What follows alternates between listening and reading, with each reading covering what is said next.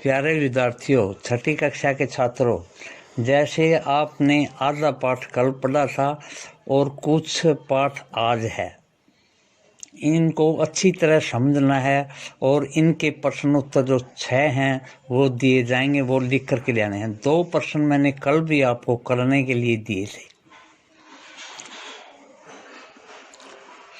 अच्छा, कई बार पुरातत्वविदों को गोलाकार सजाए हुए पत्थर मिलते हैं, कई बार अकेला खड़ा हुआ पत्थर मिलता है। ये ही एकमात्र प्रमाण हैं जो जमीन के नीचे कब्रों को दर्शाते हैं, कब्रों के बारे में बताते हैं। वो पत्थर है कि भाई यहाँ पर कब्र है। पाषाणों के निर्माण के लिए लोगों को कई तरह के काम करने पड़ते थे। हमने जो कार्यों की सूची बनाई है उन्हें क्रमबद्ध करो। गड्ढे खोदना, शिलाखंडों को ढो कर लाना, बड़े पत्थरों को तराशना, मरे हुए को दफनाना, इनको क्रम में लगाना है। ये एक प्रकार का अभ्यास का ही प्रश्न है। अब चलो आगे चलते हैं। इन सब कब्रों में कुछ समानताएं थी। सामान्यतः मृतकों को खास किस्म की मिट्टी के बर्तनों के साथ दफनाया जाता था। मिट्टी के बर्तन साथ में रख दिए जाते थे, जिन्हें काले लाल मिट्टी के बर्तनों के नाम से जाना जाता है। इनके साथ ही मिले हैं लोहे के औजार और हथियार, घोड़ों के कंकाल और सामान तथा पत्थर और सोने के गहने। इस चित्र को थोड़ा सा गौर से देखो। ऊपर इस तरह के महापाषाण के ताबूत समाधान कहा जाता है। यहाँ दिखाए गए सिस्टम में एक पोर्ट हॉल यानी बड़ा सुराख है, जो शायद पत्थरों से बने हुए कमरे में जाने का रास्ता बताता है। लोगों की सामाजिक असमानताओं के बारे में पता करना, भाई उनमें क्या आपस में फर्क था, क्या रीति रिवाज उनके अलग अलग थे। पुरातत्वविद यह मानते हैं कि कंकाल के साथ पाई गई चीजें मरे हुए व्यक्ति की ही रही होंगी। कभी कभी लोगों की सामाजिक असमानताओं के बारे में पता लगाना। पुरातत्वविद यह मानते हैं कि कंकाल के साथ पाई गई चीजें उसी व्यक्ति की होंगी। कभी कभी कब्रों की तुलना में दूसरी कब्र ज्यादा चीज मिलती हैं।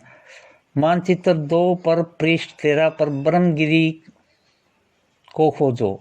यहाँ एक व्यक्ति की कब्र में 33 सोने के मनके और शंख पाए गए हैं। दूसरे कंकालों के पास सिर्फ कुछ मिट्टी के बर्तन पाए गए हैं। यह दफनाए गए लोगों की सामाजिक स्थिति में विभिन्नता के बारे में बताते हैं। बस जिनके साथ में स्वर्ण की चीज़ें पाई हैं और दूसरी चीज़ें पाई हैं वो अमीर होंगे। जिनके पास में केवल मूर्तियां मिली हैं, खाने का थोड़ा बहुत सामान मिला है, वो गरीब होंगे। इनका यही अर्थ था। कुछ लोग गरीब और कुछ लोग सरदार थे जो दूसरों के अनुयायी थे।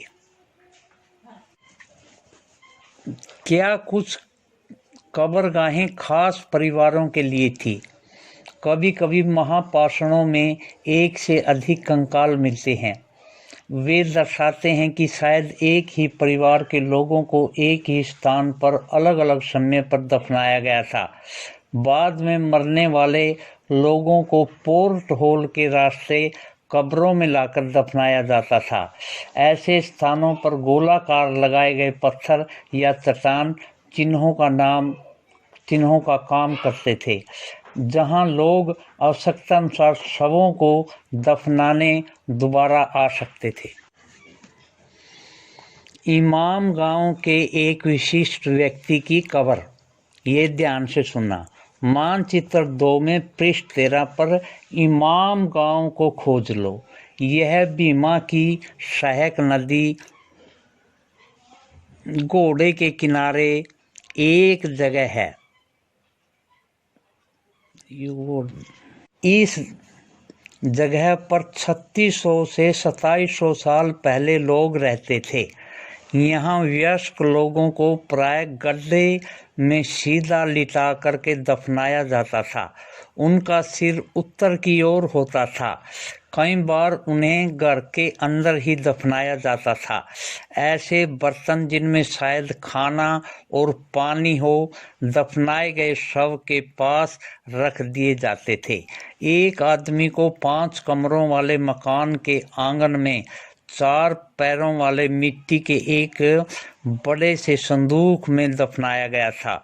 बस्ती के बीच में बसा भीमा की सहायक नदी, वो घोड़े नहीं गोड़ था, के किनारे पर एक जगह। यह घर गांव के सबसे बड़े घरों में से एक था। इस घर में एक अनाज का गोदाम भी था। शव के पैर मुड़े हुए थे। क्या तुम्हें पता लगता है कि यह किसी सरदार का शव था? अपने जवाब का कारण भी बताइए। क्या बताते हमें कंकालों के अध्ययन?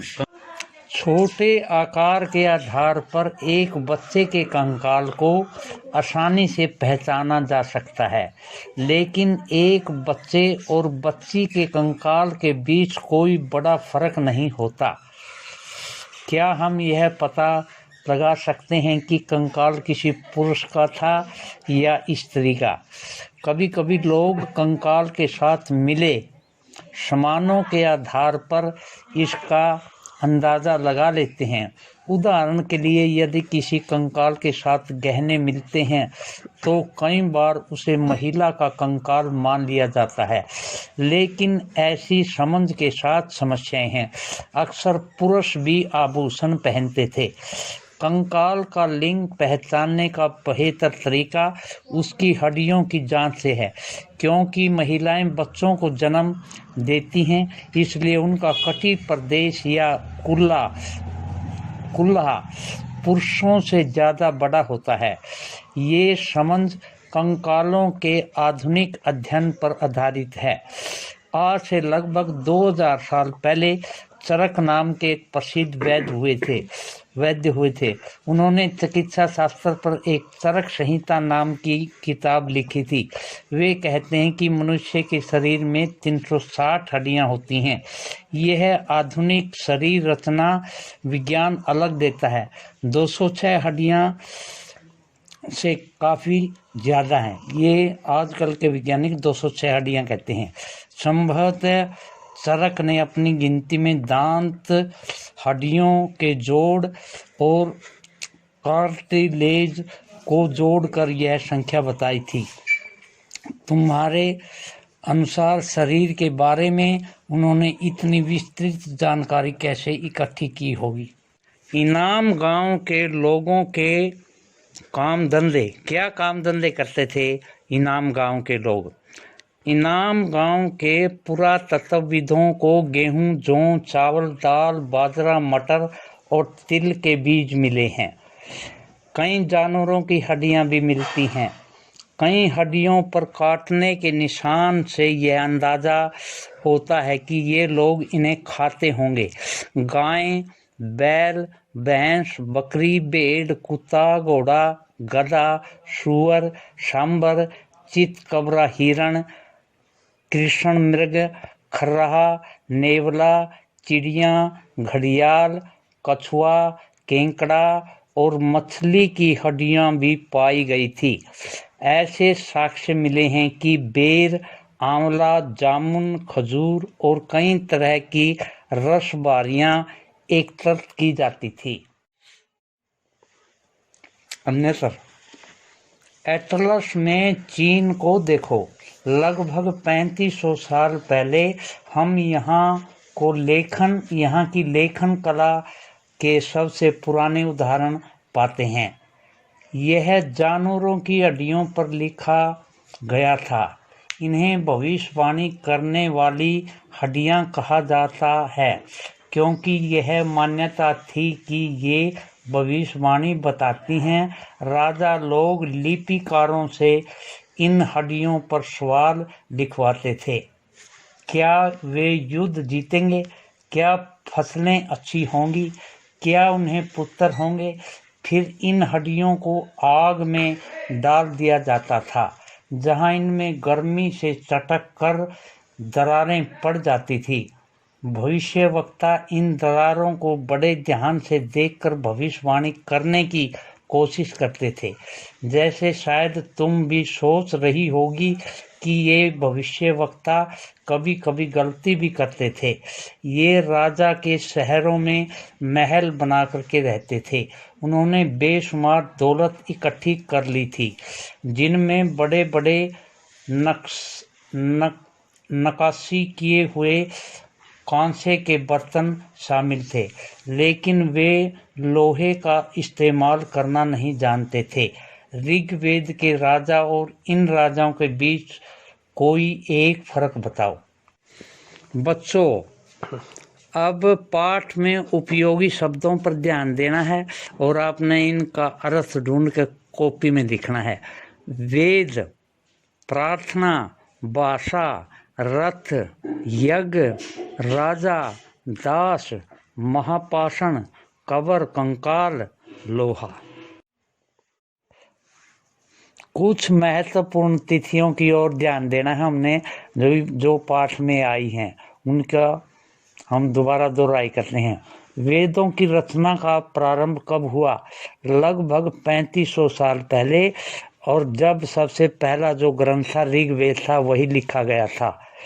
महापाषाणों के निर्माण की शुरुआत कब हुई थी? लगभग 3000 साल पहले। इनाम गांव में कृषकों का निवास 3600 साल से 2700 साल पहले। चरक लगभग 2000 साल पहले हुआ था।